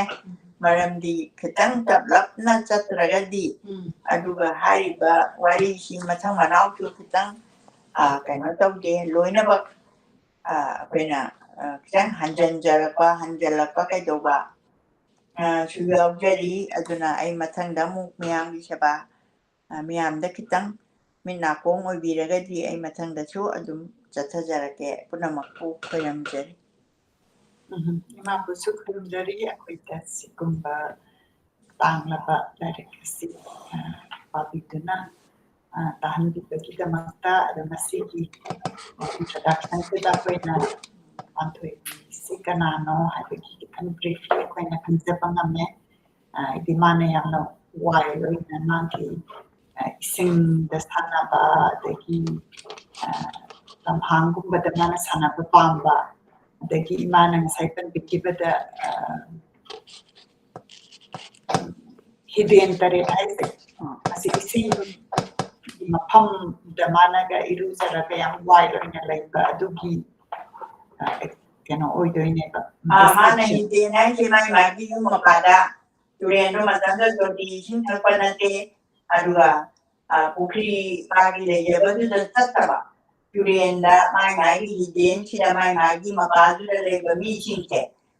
ꯃꯣꯏꯅ ꯏꯟ ꯆꯤꯡꯕ ꯌꯥꯎꯏ ꯉꯥ ꯐꯥꯕ ꯌꯥꯎꯏ ꯂꯣꯏꯅꯃꯛ ꯇꯧꯕꯁꯤꯗ ꯃꯥꯅ ꯇꯨꯡꯒꯣꯟꯗꯨ ꯄꯨꯔꯒ ꯍꯤꯗꯦꯟ ꯇꯔꯦꯠꯁꯤꯗ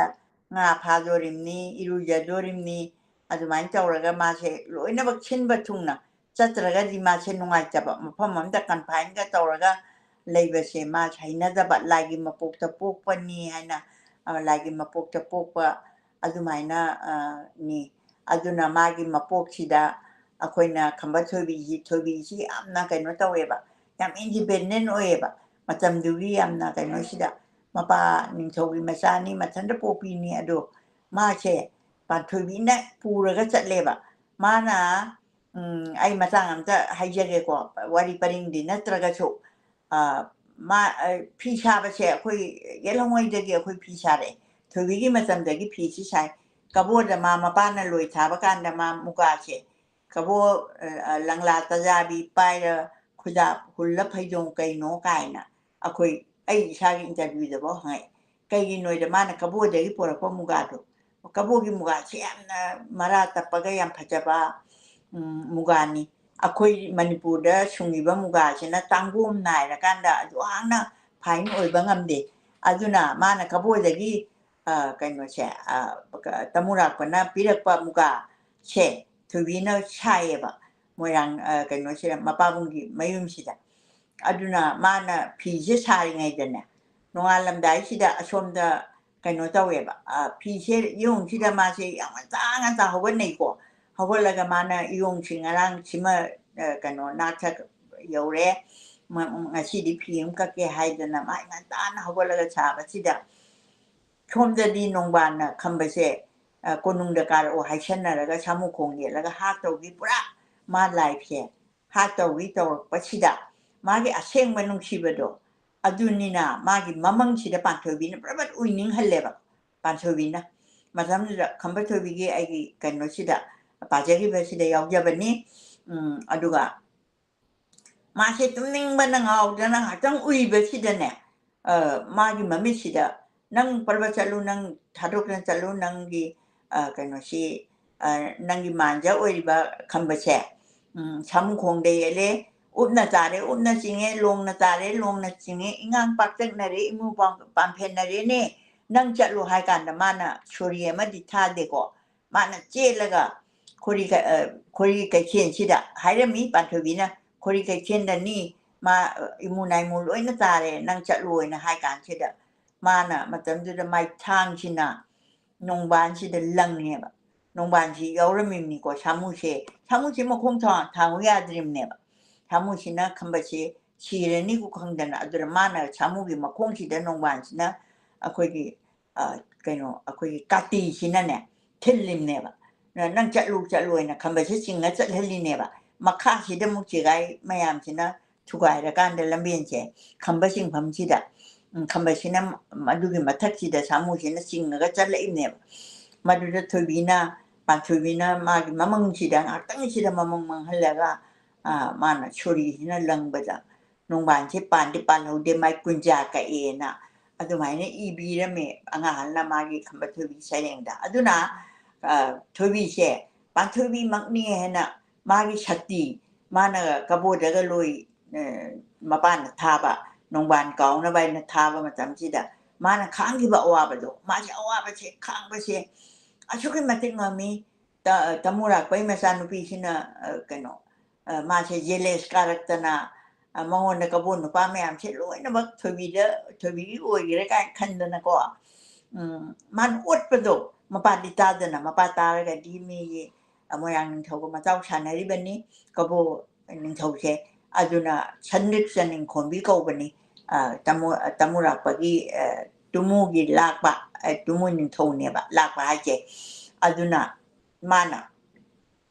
thobi chi ka mo gam na ot ke mo mana ot pa ya ba che mentally to se ta we ba ya mai gere adai tin pha le ba pham da nga le hai ni adai nang nga chi di sing adu chan lu chan ma loi ja we ba loi na to we ai to di to rong ge ma chung lang ni ta ma ta ai che chi de loi tha ri ni ko ina adu ma pham ma tam khu di ma ta pan thobi na to ba chakti du ma thobi na to we na thobi che pan thobi gi cha yo na ma ne na ko naคำว่าช่วยวินัยนะเพราะมาตำอะไรมาตำจะได้ก็นำมาพูดคุยกันใช่ Dari sayon isi mana pendidikan da koi nam metegi koi na lain ning bakanda sida pamapu sanamahi lain tau sanamahi pakang ba lain marel sida dari moin muhare ko dari dar ziki pantoi bise siso mu primarily the bigi reincarnation hybrid imoinus is primarily incarnation amane hybrid aduna sum akoina aina sum akoi se mamin me amsi koi sita kanana karino kaina sum khamjar dia pakanda am matam de reincarnation adun mapu ki wari admaina oi bagi admaina oi mana to ba shakti du bi matuni na ba de tuan na pu aduna there is only one god to my che akoi there is only one god akoi chora matani chora machina mana akoi di pangya ba mina ko akoi mai te da lai ko ti chi te a no na ai na bo ai an na ka kara an zulun da we na em hamba ada aina inebe manai nama ai mo ya mo tanda play asa so le ti yum da ai an ki da mo dai nai na mo da inebe manang na tanda le do nang ki dai nai mas para nai yo le ging ne ta ai ma te no de sala mai ba pe mo ma yum a chau ba kan da na ma le adu gi na kan du da mai ma cham cha da le inebe man che adu inebe man ni mai yum chi da ko chi nong ka do ba an jin ne sa ka da ku ta ma pu bi ba ai na he ta hang ye inebe man nang a hin de ki je dra nang na tan da fi lai jan a si me ma ai di lai ko ti kun thong de le mi nei ha lai di ya mi a ki ma ri lai chi adu ka ke lai no inebe ma hai nung dang da na du ning ba ayu ta na nu mi ningi adu ka ama mga kai ba che chi lai ne akoi che ahan ba nu mi ninga me akoi me te chi aduna shuya puya ta wo te akoi me te kha ki yum da uye ba akoi kon da shin kat pa le kat pa dục thang mai kat pa chen kat pa chuawi hei kat pa chuawi ma ade je ba che ko chin no min ngam me adu atopa lam de se matang da surya puja to ba che ai phan am di se le ko adu ai yeng excursion chat pada ade ama chat pada ade tour program chat pada adu yung khuding che na na delay adu surya puja kat pa si mai tai na tana atopa da le ke ai chum ba ma le hai ban ni aduna there is only one God that is was the amakatani philosophy do mana nimba di shakti do mana to pa shakti do mari matung ina iso bi mathak mamin che toan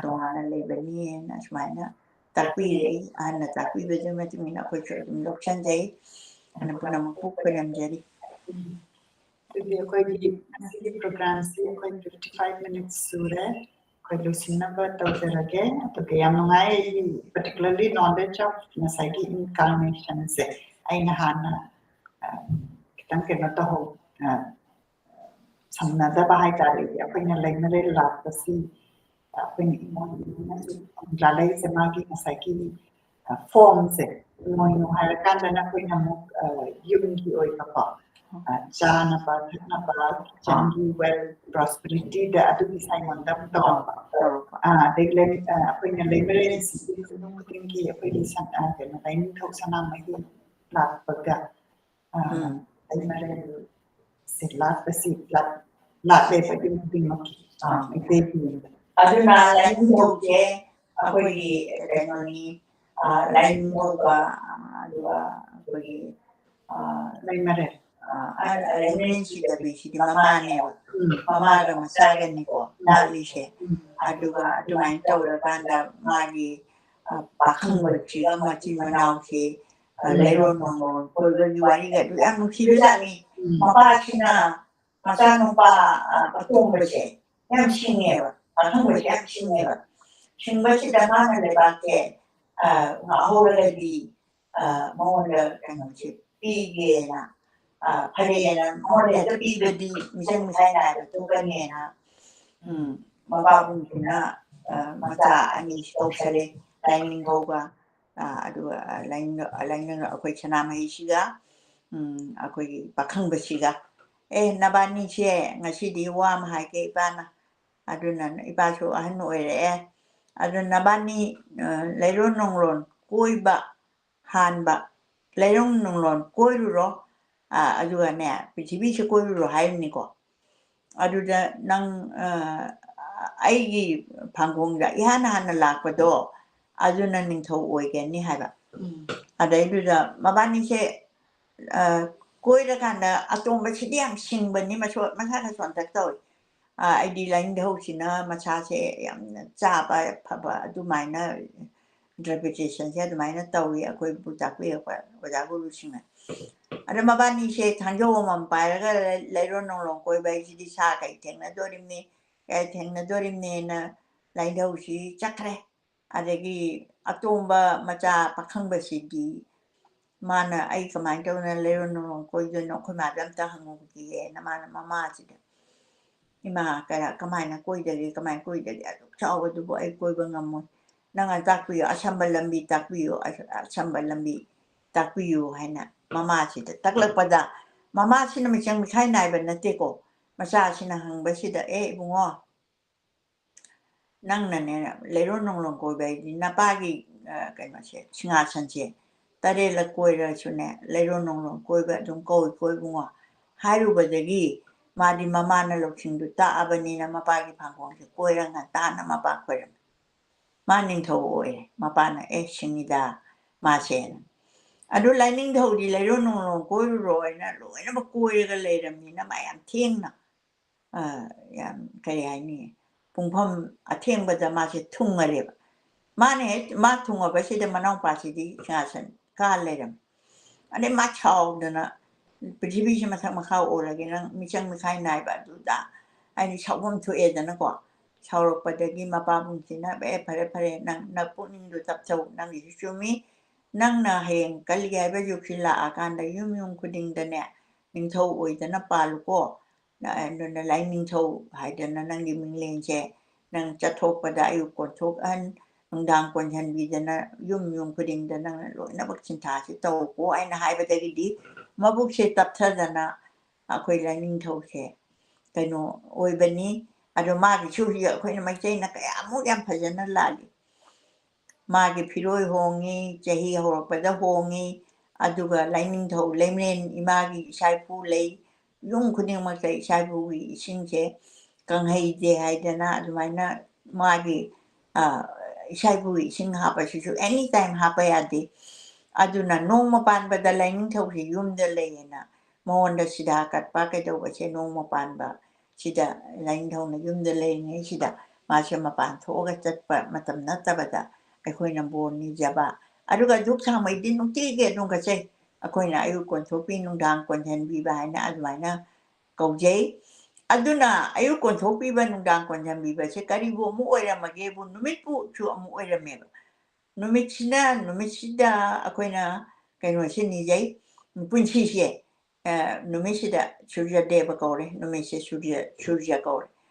ꯁꯨꯔꯖꯗꯦꯕ ꯏꯕꯨꯡꯉꯣ ꯅꯪꯅ ꯃꯥꯒꯤ ꯃꯃꯤꯡꯁꯤꯅ ꯑꯃꯨꯛ ꯃꯉꯥꯡ ꯒꯨꯔꯨ ꯄꯨꯟꯁꯤꯕ ꯀꯧꯔꯦ ꯊꯣꯛꯂꯛꯄ ꯅꯨꯃꯤꯠꯁꯤꯅ ꯑꯗꯒꯤ ꯑꯅꯤꯁꯨꯕ ꯅꯨꯃꯤꯠ ꯌꯨꯡꯕ ꯃꯇꯝ ꯑꯁꯤꯅ ꯂꯨꯋꯥꯡ ꯒꯨꯔꯨ ꯀꯧꯔꯦ ꯑꯗꯨꯒ ꯇꯥꯔꯛꯄ ꯅꯨꯃꯤꯠꯁꯤꯅ ꯈꯨꯃꯟ ꯒꯨꯔꯨ ꯀꯧꯔꯦ ꯑꯗꯨ ꯅꯨꯃꯤꯠꯁꯤ ꯀꯗꯥꯏꯗ ꯊꯣꯛꯂꯛꯑꯒ ꯀꯗꯥꯏꯗ ꯇꯥꯏ ꯍꯥꯏꯕ ꯃꯇꯝꯗ ꯃꯥꯁꯦ ꯂꯥꯏꯅꯤꯡꯊꯧꯅ ꯊꯝꯃꯤꯕ ꯃꯐꯝꯁꯦ ꯁꯟꯗꯣꯡ ꯀꯧꯏ ꯑꯩꯈꯣꯏꯒꯤ ꯅꯣꯡꯄꯣꯛ ꯅꯣꯡꯆꯨꯞ ꯈꯥ ꯋꯥꯡ ꯑꯗꯒꯤ ꯑꯁꯨꯃꯥꯏꯅ ꯈꯥꯏꯗꯣꯛꯄꯁꯤꯗ ꯁꯟꯗꯣꯡꯁꯤꯗ ꯇꯥꯕꯁꯤ ꯃꯐꯝꯁꯤꯗ ꯂꯥꯏꯅꯤꯡꯊꯧꯒꯤ ꯃꯨꯔꯇꯤ ꯃꯐꯝꯁꯦ ꯑꯩꯈꯣꯏꯅ ꯂꯥꯠꯆꯩꯌꯦꯕ ꯂꯥꯏꯅꯤꯡꯊꯧꯁꯦ ꯂꯥꯠꯄ ꯃꯇꯝꯗ ꯃꯥꯡꯒꯣꯟꯗ ꯂꯥꯠꯄ ꯌꯥꯗꯦ ꯅꯨꯃꯤꯠꯅ ꯇꯥꯕ ꯃꯐꯝꯗꯣ ꯑꯗꯨ ꯑꯗꯨꯗꯤ ꯂꯥꯏꯅꯤꯡꯊꯧꯁꯦ ꯅꯨꯃꯤꯠꯀꯤ ꯃꯁꯛꯁꯨ ꯑꯣꯏꯗ꯭ꯔꯥ ꯑꯗꯨꯃꯥꯏꯅ ꯇꯧꯗꯅ ꯂꯥꯏꯁꯦ ꯑꯃꯈꯛꯇꯅꯤ ꯍꯥꯏꯕꯁꯦ ꯊꯤꯔꯨꯔꯀꯥꯟꯗ ꯑꯗꯨꯝ ꯀꯩꯅꯣ ꯑꯣꯏꯌꯦꯕ ꯑꯃꯈꯛꯇꯪ ꯑꯗꯨꯝ ꯃꯥꯅ ꯁꯥꯏꯌꯣꯟ ꯇꯧꯕꯁꯦ ꯑꯗꯨ ꯅꯨꯃꯤꯠꯅ ꯂꯥꯏꯅꯤꯡꯊꯧꯒꯤ ꯃꯐꯝꯗ ꯂꯥꯏꯅꯤꯡꯊꯧꯁꯤ ꯈꯣꯏꯔꯝꯕꯗ ꯑꯃꯨꯛ ꯀꯔꯤ ꯍꯥꯏꯔꯦ ꯂꯩꯔꯛ ꯁꯥꯊꯧꯕ ꯈꯣꯡꯕꯥꯜ ꯂꯥꯂꯨꯝꯕ ꯌꯦꯅꯈꯥ ꯄꯥꯎꯗꯥꯕ ꯁꯥꯏꯖꯤꯡ ꯀꯣꯜꯂꯤꯕ ꯍꯥꯏꯅ ꯑꯗꯨꯃꯥꯏꯅ ꯂꯥꯏꯅꯤꯡꯊꯧꯁꯦ ꯈꯣꯏꯔꯝꯃꯦꯕ ꯃꯁꯤꯅ ꯑꯩꯅ ꯀꯩꯗꯧꯔꯒ ꯑꯃꯨꯛ ꯈꯪꯉꯦ ꯑꯩꯗꯤ ꯃꯥꯏꯕꯅꯒ ꯂꯥꯏꯅꯤꯡꯊꯧꯒ ꯈꯣꯏꯔꯝꯕꯁꯦ ꯌꯥꯝ ꯃꯨꯟꯅ ꯇꯥꯏꯌꯦꯕꯀꯣ ꯃꯅꯥꯛꯇ ꯆꯪꯉꯒ ꯐꯥꯁꯨ ꯐꯥꯒꯜꯂꯤ ꯄꯔꯥ ꯑꯣꯏꯅꯗꯤ ꯌꯥꯝ ꯐꯥꯒꯟꯗꯦ ꯁꯤꯒꯨꯝꯕꯒꯁꯤꯗꯤ ꯍꯦꯛꯇ ꯐꯥꯕꯀꯣ ꯑꯗꯣ ꯂꯥꯂꯨꯝꯕ ꯑꯩꯗꯤ ꯂꯨꯝꯃꯒ ꯆꯠꯇꯅ ꯂꯩꯔꯛ ꯁꯥꯊꯧꯕ ꯈꯣꯡꯕꯥꯜ ꯂꯥꯂꯨꯝꯕ ꯌꯦꯅꯈꯥ ꯄꯥꯎꯗꯥꯕ ꯁꯥꯏꯖꯤꯡ ꯀꯣꯜꯂꯤꯕ ꯍꯥꯏꯗꯤ ꯅꯨꯃꯤꯠꯁꯤꯅ ꯇꯥꯔꯛꯄꯁꯤꯗ ꯊꯦꯡꯉꯨ ꯃꯐꯝꯗꯣ ꯑꯗꯨꯃꯥꯏꯅ ꯀꯧꯔꯒ ꯊꯝꯕꯤꯔꯝꯃꯦꯕ ꯏꯄꯥ ꯏꯄꯨ ꯑꯃꯥꯏꯕꯤꯁꯤꯡꯁꯤꯅ ꯑꯗꯨꯅ ꯄꯨꯝꯅꯃꯛꯁꯦ ꯑꯃꯠꯇꯅꯤ ꯍꯥꯏꯅ ꯑꯩ ꯊꯝꯖꯩ ꯌꯥꯝ ꯅꯨꯡꯉꯥꯏ ꯉꯁꯤ ꯀꯩꯅꯣ ꯑꯩꯗꯤ ꯑꯩꯈꯣꯏꯗ ꯀ꯭ꯂꯦꯔꯤꯐꯤꯀꯦꯁꯟ ꯑꯩꯈꯣꯏꯅ ꯌꯨꯝꯗ ꯂꯥꯛꯄ ꯂꯥꯏꯁꯤꯒꯤ ꯃꯥꯒꯤ ꯀꯣꯔꯤꯂꯦꯁꯟꯁꯦ ꯉꯁꯥꯏꯒꯤ ꯂꯩꯃꯔꯦꯜꯁꯤꯅ ꯃꯃꯥ ꯑꯣꯏꯔꯤꯕꯅꯤ ꯑꯗꯨꯒ ꯃꯆꯥ ꯑꯅꯤ ꯂꯥꯏꯅꯤꯡꯊꯧ ꯁꯅꯥꯃꯍꯤ ꯑꯩꯈꯣꯏꯅ ꯂꯥꯠꯆꯕꯁꯦ ꯌꯨꯝꯗ ꯑꯗꯨꯒ ꯄꯥꯈꯪꯕ ꯃꯌꯥꯝ ꯑꯩꯈꯣꯏ ꯃꯌꯥꯝ ꯂꯥꯠꯆꯔꯦ ꯑꯗꯨꯒ ꯏꯃꯣꯏꯅꯨ ꯍꯥꯏꯕꯁꯤꯁꯨ ꯑꯃꯨꯛ ꯑꯩꯈꯣꯏꯅ ꯂꯥꯠꯄꯁꯤ ꯃꯥꯒꯤ ꯏꯟꯀꯥꯔꯅꯦꯁꯟ ꯑꯃꯅꯤ ꯂꯩꯃꯔꯦꯜꯁꯤꯗꯒꯤ ꯑꯗꯨꯒ ꯑꯩꯈꯣꯏꯅ ꯉꯁꯤ ꯅꯩꯅꯖꯔꯤꯕ ꯄꯥꯟꯊꯣꯏꯕꯤꯁꯦ ꯁꯤꯁꯨ ꯑꯃꯨꯛ ꯂꯩꯃꯔꯦꯜꯁꯤꯗꯒꯤ ꯏꯟꯀꯥꯔꯅꯦꯁꯟ ꯑꯃꯅꯤ ꯍꯥꯏꯗꯤ ꯂꯩꯃꯔꯦꯜꯁꯤꯗꯒꯤ ꯏꯟꯀꯥꯔꯅꯦꯁꯟꯁꯦ ꯌꯥꯝꯅ ꯑꯩꯈꯣꯏꯅ ꯗꯤꯐ꯭ꯔꯦꯟ ꯑꯗꯨꯝ ꯂꯩꯌꯦꯅ ꯑꯗꯨꯝ ꯑꯗꯨꯃꯥꯏꯅ ꯈꯤꯇꯪ ꯄꯥꯖꯕꯗꯀꯣ ꯍꯋꯥꯏꯕꯤ ꯑꯗꯒꯤ ꯉꯥ ꯂꯩꯃ ꯏꯔꯥꯏ ꯂꯩꯃ ꯀꯥꯏꯅꯁꯦ ꯑꯩꯈꯣꯏꯒꯤ ꯃꯌꯥꯝ ꯂꯩꯔꯤꯁꯦ ꯁꯤ ꯂꯣꯏꯅꯃꯛ ꯏꯟꯀꯥꯔꯅꯦꯁꯟꯅꯤꯅ ꯑꯗꯨꯃꯥꯏꯅ ꯏꯕꯤꯔꯝꯃꯦ ꯑꯗꯨꯅ ꯑꯩꯈꯣꯏꯅ ꯃꯃꯤꯡ ꯃꯌꯥꯝꯁꯦ ꯍꯥꯏꯔꯛꯄ ꯀꯥꯟꯗ ꯈꯤꯇꯪ ꯀꯟꯐ꯭ꯌꯨꯁ ꯆꯠꯄꯁꯦ ꯁꯤ ꯈꯤꯇꯪ ꯁꯤꯒꯤ ꯅꯩꯅꯕꯁꯤꯗ ꯈꯤꯇꯪ ꯒ꯭ꯌꯥꯟ ꯇꯥꯍꯜꯂꯦ ꯑꯗꯣ ꯌꯥꯝꯅ ꯅꯩꯅꯒꯗꯕꯗꯤ ꯂꯩꯔꯤ ꯃꯊꯪ ꯇꯥꯔꯛꯄꯗ ꯑꯃꯨꯛꯀ ꯑꯩꯈꯣꯏ ꯃꯌꯥꯝ ꯈꯪꯃꯤꯟꯅꯁꯤ ꯑꯗꯨꯒ ꯑꯦꯅꯤ ꯀꯣꯏꯁꯟ ꯂꯩꯕꯤꯔꯒꯁꯨ ꯌꯦꯡꯕꯤꯔꯤꯕ ꯄꯨꯝꯅꯃꯛꯅ ꯑꯩꯈꯣꯏꯅ ꯁꯤꯒꯨꯝꯕꯁꯤ ꯁꯨꯝ ꯈꯪꯅꯤꯡꯕ ꯍꯦꯜꯂꯛꯄꯁꯤꯅ ꯂꯥꯏꯔꯤꯛ ꯃꯌꯥꯝꯁꯤꯗ ꯊꯤꯒꯠꯂꯀꯥꯟꯗ ꯏꯃꯥꯒꯤ ꯅꯣꯂꯦꯖꯇꯒꯤꯁꯨ ꯗꯤꯐ꯭ꯔꯦꯟ ꯕꯨꯛꯀꯤ ꯔꯦꯐꯔꯦꯟꯁ ꯍꯥꯏꯕ ꯇꯥꯔꯦ ꯏꯃꯥꯅ ꯋꯥꯊꯣꯏꯕꯤꯁꯤ ꯈꯝꯕ ꯊꯣꯏꯕꯤꯒꯤ ꯔꯦꯐꯔꯦꯟꯁꯀ ꯄꯤꯕꯤꯔꯛꯄꯗꯣ ꯌꯥꯝ ꯅꯨꯡꯉꯥꯏꯖꯩ ꯇꯝꯐꯥ ꯗꯦꯕꯤ ꯌꯦꯡꯕꯤꯔꯤ ꯆꯦꯉꯥ ꯃꯊꯛꯇꯒꯤ ꯌꯥꯝ ꯅꯨꯡꯉꯥꯏ ꯇꯝꯐꯥꯁꯦ ꯑꯩꯈꯣꯏꯒꯤ ꯔꯦꯒꯨꯂꯔ ꯂꯤꯁꯅꯔꯅꯤ ꯑꯗꯒꯤ ꯅꯦꯁꯤ Nirmala RK Hanuptaki Biri Misi Kurumjari Lagi Khairakong Buddha Singh Biri Loktak Patagi Juga Sigidi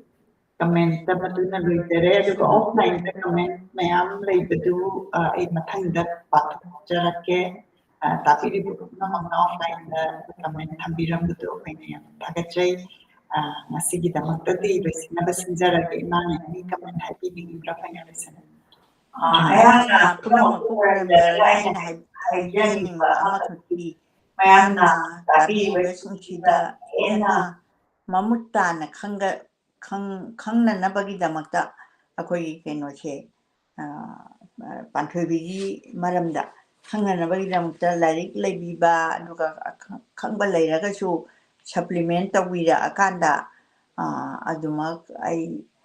ꯑꯩꯅ ꯄꯥꯊꯣꯛꯇ꯭ꯔꯒꯁꯨ ꯀꯃꯦꯟꯇꯨ ꯄꯥꯊꯣꯔꯛꯄꯗ ꯏꯁꯥꯅꯦꯅ ꯂꯧꯕꯤꯔꯒ ꯑꯗꯨꯝ ꯑꯩꯈꯣꯏ ꯄꯥꯊꯣꯛꯆꯒꯦ ꯑꯩꯅ ꯌꯥꯝ ꯍꯦꯟꯅ ꯈꯪꯍꯩꯕ ꯅꯠꯇꯦ ꯑꯩꯁꯨ ꯏꯂꯦꯛꯇꯤꯚ ꯃꯅꯤꯄꯨꯔꯤꯒ ꯂꯧꯔꯛꯄꯗ ꯑꯔꯤꯕꯁꯤ ꯈꯪꯅꯕ ꯍꯣꯠꯅꯕꯗ ꯀꯣꯛꯀꯁꯦ ꯑꯗꯨꯅ ꯏꯃꯥꯟꯅꯕꯤ ꯃꯔꯤ ꯃꯉꯥ ꯂꯧꯃꯤꯟꯅꯕꯁꯦ ꯑꯃꯐꯥꯎ ꯂꯩꯍꯧꯗ꯭ꯔꯕꯅꯤ ꯑꯩ ꯈꯛꯇꯪ ꯂꯩꯍꯧꯏ ꯁꯤꯕꯨ ꯀꯅꯥꯅ ꯂꯧꯋꯦꯒꯦ ꯃꯩꯇꯩꯂꯣꯟꯒꯤ ꯅꯨꯡꯉꯥꯏꯕ ꯋꯥꯔꯤꯁꯨ ꯑꯝꯇ ꯌꯥꯎꯗꯦ ꯄꯥꯕ ꯊꯣꯛꯇꯦ ꯑꯗꯒꯤ ꯈꯪꯕꯗꯁꯨ ꯌꯥꯝꯅ ꯀꯩꯅꯣ ꯂꯩꯇꯦꯅ ꯑꯗꯨꯕꯨ ꯑꯩꯈꯣꯏꯅ ꯈꯪꯗꯕꯗꯤ ꯌꯥꯗꯦꯅ ꯀꯟꯅ ꯍꯣꯠꯅꯖꯔꯛꯄꯗꯒꯤ ꯂꯥꯏꯔꯤꯛꯁꯤꯡꯁꯤꯒꯤ ꯃꯄꯥꯟꯗꯒꯤ ꯑꯩꯅ ꯃꯌꯥꯝꯒꯤ ꯃꯐꯝꯗ ꯂꯥꯟꯊꯣꯛꯆꯕꯅꯤ ꯑꯩ ꯀꯔꯤꯝꯇ ꯈꯪꯖꯕ ꯅꯠꯆꯗꯦ ꯑꯗꯨꯅ ꯃꯇꯨꯡ ꯇꯥꯔꯛꯄꯗꯁꯨ ꯑꯩ ꯏꯅꯥꯎꯔꯥꯖ ꯀꯨꯃꯥꯔꯤꯅꯁꯨ ꯐꯖꯅ ꯑꯗꯨꯝ ꯌꯦꯡꯕꯤꯕꯅꯦ ꯏꯕꯨꯡꯉꯣ ꯏꯆꯥ ꯕꯨꯙ ꯂꯣꯛꯇꯥꯛꯇ ꯂꯩꯕꯤꯕꯅꯁꯨ ꯌꯦꯡꯕꯤꯕꯅꯦ ꯑꯗꯨꯒꯨꯝꯕ ꯂꯥꯏꯔꯤꯛ ꯍꯦꯟꯅ ꯔꯤꯐꯔꯦꯟꯁ ꯂꯩꯕꯤꯔꯒꯁꯨꯅꯦ ꯑꯩꯉꯣꯟꯗ ꯄꯤꯕꯤꯔꯛꯀꯦꯁꯨ ꯑꯣꯀꯦ ꯀꯩꯁꯨ ꯀꯥꯏꯗꯦ ꯌꯥꯝ ꯅꯨꯡꯉꯥꯏ ꯑꯗꯨꯒ ꯏꯕꯨꯡꯉꯣ ꯍꯣꯏꯅ ꯑꯗꯨꯝ ꯀꯃꯦꯟꯇ ꯍꯥꯞꯄꯤꯔꯛꯑꯒꯁꯨ ꯑꯩꯈꯣꯏꯅ ꯑꯗꯨꯝ ꯄꯥꯊꯣꯛꯆꯒꯦ ꯍꯥꯏꯕꯁꯦ ꯑꯩ ꯊꯝꯖꯅꯤꯡꯉꯤ ꯃꯤꯌꯥꯝꯒꯤ ꯃꯐꯝꯗ ꯄꯨꯝꯅꯃꯛꯄꯨ ꯅꯣꯡꯂꯨꯛꯆꯔꯤ ꯈꯣꯏꯔꯝꯖꯔꯤ ꯏꯆꯥꯁꯤꯡ ꯄꯨꯝꯅꯃꯛ ꯉꯁꯤꯒꯤꯗꯤ ꯃꯇꯥꯡꯁꯤꯗ ꯑꯩꯈꯣꯏ ꯄ꯭ꯔꯣꯒ꯭ꯔꯥꯝ ꯑꯁꯤ ꯂꯣꯏꯁꯤꯟꯖꯔꯒꯦ ꯃꯊꯪꯒꯤ ꯋꯤꯛꯇ ꯑꯃꯨꯛ ꯁꯣꯏꯗꯅ ꯎꯅꯃꯤꯟꯅꯁꯤ ꯈꯨꯔꯨꯝꯖꯔꯤ